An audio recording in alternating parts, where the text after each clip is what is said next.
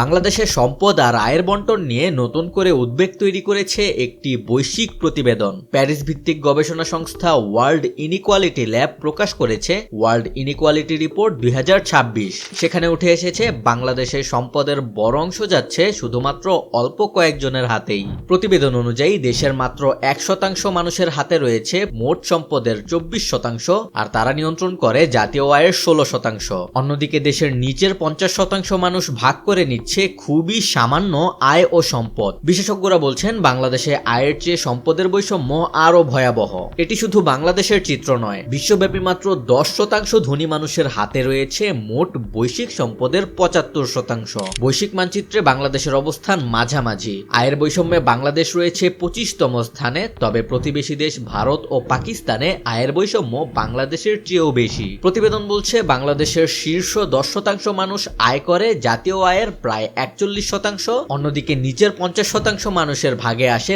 মাত্র 19% আয়। মাঝখানের 40% মানুষ নিয়ন্ত্রণ করে বাকি 40%। বাংলাদেশ পরিসংখ্যান ব্যুরোর তথ্য অনুযায়ী দেশের গড় মাথাপিছু আয় বছরে $2,820, তবে ক্রয় ক্ষমতার সমতা বা পিপিপি অনুযায়ী এটি দাঁড়ায় প্রায় $7,145। সম্পদের দিক থেকে বৈষম্য আরো স্পষ্ট। শীর্ষ 10%-এর হাতে রয়েছে মোট সম্পদের 58%, আর শীর্ষ 1%-এর গড় সম্পদ প্রায় 10 কোটি টাকা। অন্যদিকে নিচের 50% মানুষের গড় সম্পদ মাত্র 2 লাখ টাকার মতো। বিবিএস অনুযায়ী বাংলাদেশের গিনি সহগ 0.49, যা ইঙ্গিত দেয় উচ্চ বৈষম্যের। দেশের ধনী 5%-এর হাতে জাতীয় আয়ের 30%, আর দরিদ্র 5%-এর হাতে মাত্র 0.37%। বাংলাদেশ উন্নয়ন গবেষণা প্রতিষ্ঠানের সাবেক মহাপরিচালক KAS মুর্শিদ বলছেন, আয়ের বৈষম্য বাড়লে সম্পদের বৈষম্যও বাড়ে। এই বৈষম্য কমাতে প্রয়োজন মানসম্মত শিক্ষা, স্বাস্থ্য ব্যবস্থা ও কর্মসংস্থানের সুযোগ। সব মিলিয়ে বাংলাদেশে আয় ও সম্পদের বন্টন দীর্ঘদিন ধরেই প্রায় অপরিবর্তিত,